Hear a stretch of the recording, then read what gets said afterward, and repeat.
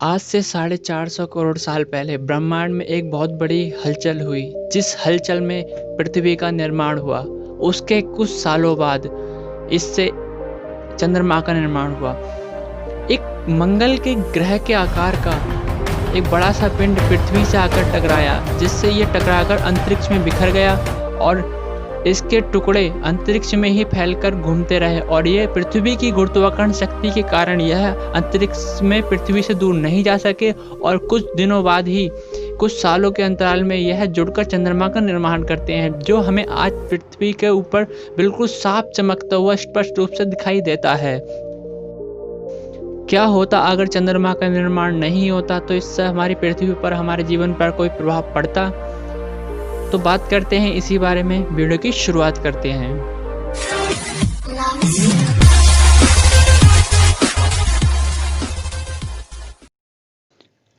हम इसमें चंद्रमा को पृथ्वी की कक्षा से बाहर हटा देते हैं, जिसमें कोई पृथ्वी का कोई भी उपग्रह मौजूद नहीं है। अब पृथ्वी पर 1 मिनट बाद ही बड़े बड़े ज्वार भाटा आने शुरू हो जाएंगे। यह बहुत ऊंचे ऊंचे उठने लगेंगे, क्योंकि इससे पहले समुद्र के पानी को सिर्फ चंद्रमा कंट्रोल करता था। अब यह कंट्रोल सूर्य के पास चला गया है। इससे यह लो टाइड बहुत ऊंचे नीचे होने लगेंगे और 5 मिनट बाद ही समुद्र के किनारे बसे लगभग सारे शहर इसी समुद्र के पानी में डूब जाएंगे। 1 घंटे बाद समुद्र के किनारे बसे लगभग 100 से 150 करोड़ लोग मर जाएंगे, क्योंकि इस जगह पर बहुत ऊंची ऊंची लहरों के कारण पानी भर जाएगा इनके शहरों में। 24 घंटे में चांद को देख रहे हैं, लेकिन दूर दूर तक कोई भी चांद नजर नहीं आ रहा है और दूर दूर तक साफ सितारे ही देखे जा सकते हैं बस। अब हर घंटे मौसम बदल रहा है, क्योंकि आप जानते ही हैं चंद्रमा पृथ्वी को 23.5 डिग्री अक्ष पर लॉक करके उसकी परिक्रमा करता है। अगर चंद्रमा नहीं रहेगा तो ये अपने ही अक्ष पर शेक करने लगेगी, अपने ही अक्ष पर हिलने लगेगी, जिससे हर घंटे मौसम बदलते रहेंगे। जहाँ थोड़ी देर पहले बर्फ़ गिरती थी, अब वहाँ पर बहुत कपकपाती धूप होगी, और जहाँ कपकपाती धूप थी वहाँ बहुत तेज बारिश होने लगेगी और वहीं पर तापमान बहुत अधिक बढ़ जाएगा। अब दिन लगभग 6 घंटे का हो चुका है। अब लगभग 24 घंटे में लोग 4 बार सूरज को उगते व डूबते देख सकते हैं। अब लोगों को समझ नहीं आ रहा है कि ये हो क्या रहा है।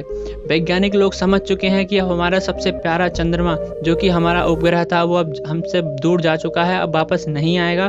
तो वह इसके अनुसार जीने का नए नए तकनीक खोज रहे हैं।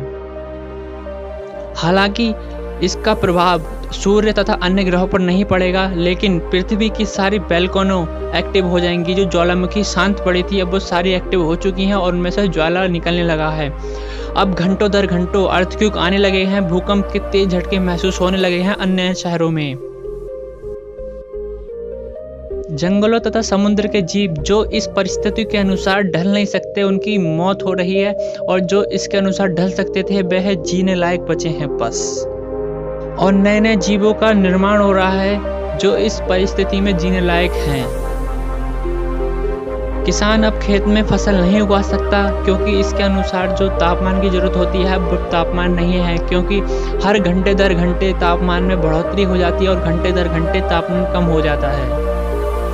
और कुछ दिनों बाद ही खबर आती है कि समुद्र किनारे बसे सारे शहर डूब चुके हैं और इनमें बसने वाली जनसंख्या की मौत हो चुकी है। और फसल सिर्फ लेबोरेटरी में उगाई जा सकती है, जिसका दाम बहुत अधिक है।